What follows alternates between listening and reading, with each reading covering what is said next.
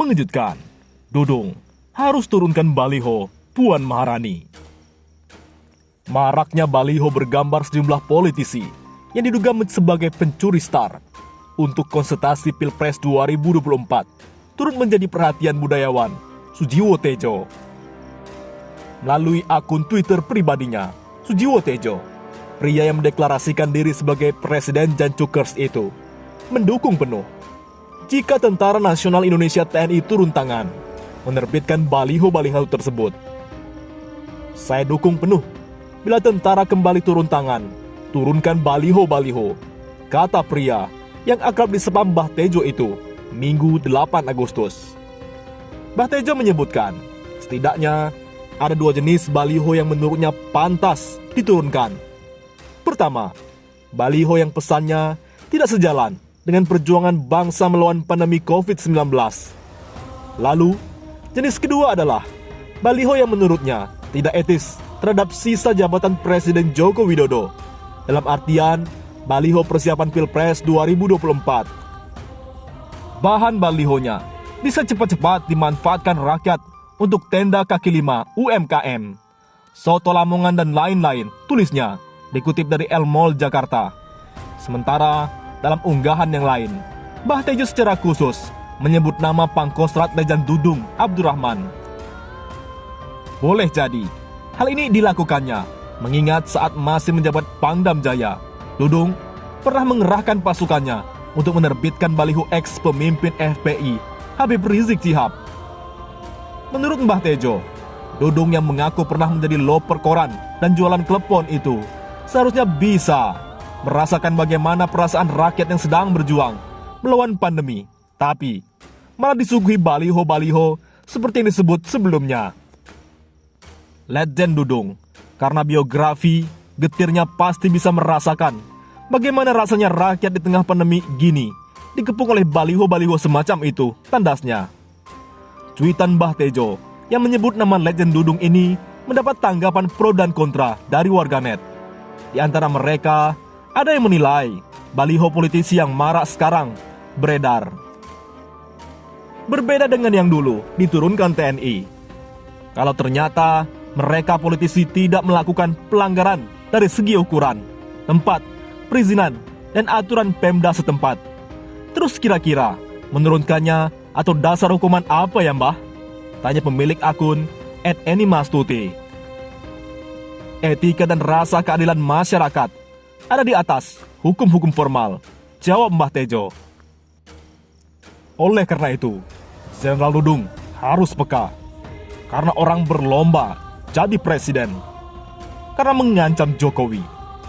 Siapa yang paling banyak gambarnya di jalan-jalan?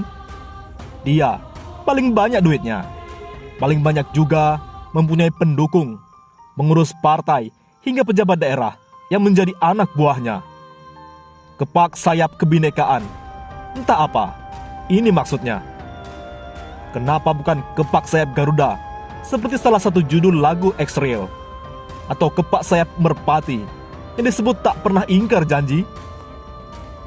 Burung Garuda adalah lambang negara, sedang Bhinneka Tunggal Ika adalah sikap berbangsa yang harus senantiasa digenggam erat semua orang Indonesia.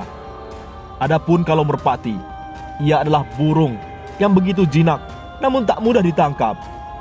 Entah Mbak Puan ini kepak sayap kebinekaan yang dia maksud itu Garuda atau merpati, atau malah bukan keduanya. Hanya Mbak Puan dan timnya yang tahu. Erlangga Hartanto mungkin lebih jelas pesannya, seperti Indonesia kuat, ekonomi bangkit, dan lagi yang bertuliskan kerja untuk Indonesia. Kalau Pak Erlangga serius, bagus juga ini, kerja untuk Indonesia, mengupayakan Indonesia kuat sehingga kelak ekonomi yang terus lesu ini bisa bangkit kembali. Gus Muhaimin Iskandar dengan senyum khasnya pun sudah mulai menghiasi berbagai sudut jalan. Keponakan Gus Dur yang berseteru dengan pamannya hingga meninggal dunia itu menulis, "Padamu negeri kami berbakti." Ini bagus juga. Seharusnya segenap bakti para politikus yang terserat di berbagai partai itu memang untuk negeri. Tak boleh bagi seorang politikus bekerja untuk kepentingan cukong, apalagi asing. Walau orang-orang tersebut yang menjadi donatur politik selama masa kampanye.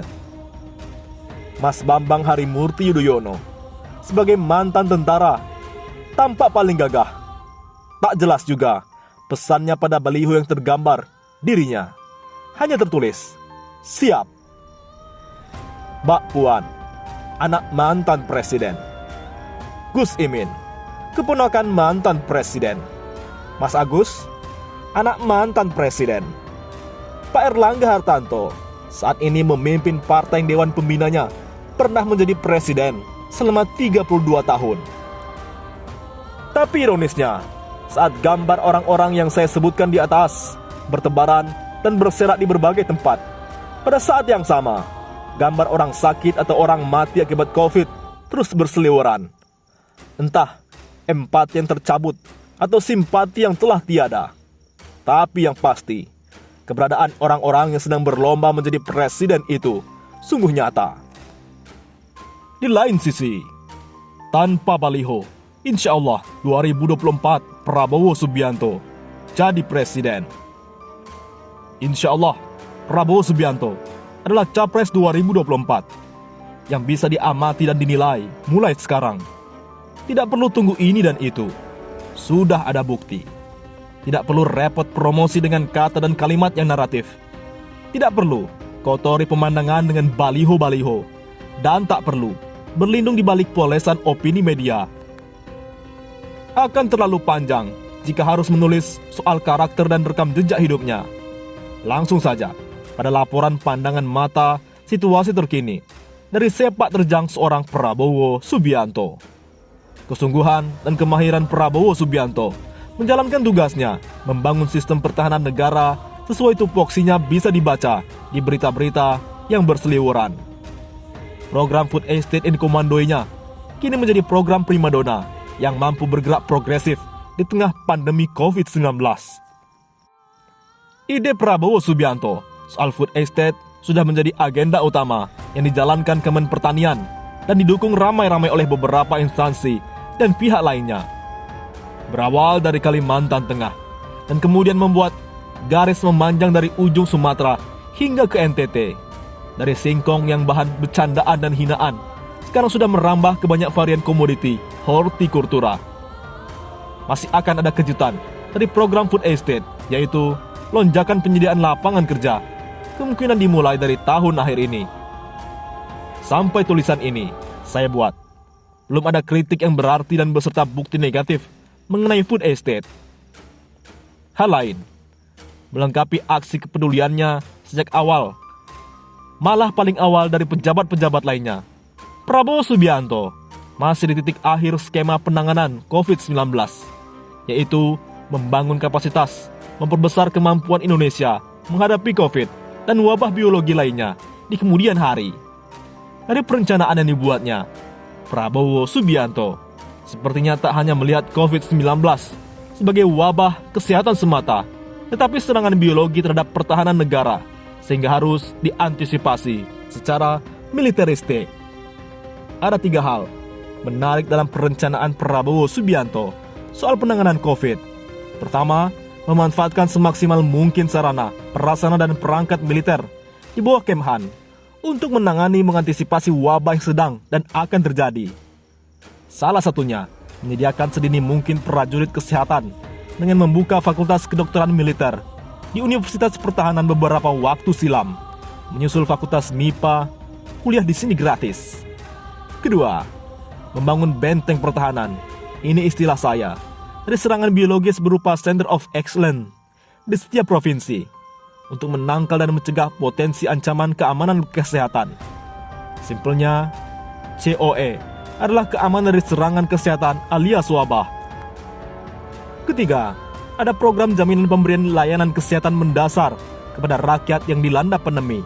Untuk ini, Kemhan mempersiapkan sekitar 110 rumah sakit militer di seluruh Indonesia, berikut alkes dan tenaga medisnya.